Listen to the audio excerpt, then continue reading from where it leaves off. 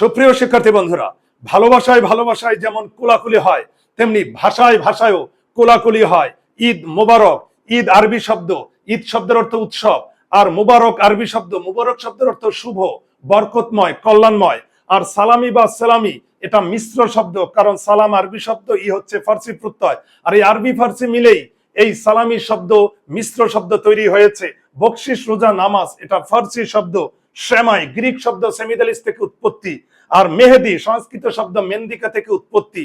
আর খুশির চাঁদ, ঈদের চাঁদ, সেই চাঁদ তদ্ভব শব্দ, যা তৎসম সংস্কৃত চন্দ্র থেকে উৎপত্তি। তাহলে আমরা দেখতে পাই ঈদের উৎসবে শুধু দেহে দেহে ভালোবাসার কোলাকুলি হয় না, আসলেই ভাষায় ভাষায়ও কোলাকুলি হয়।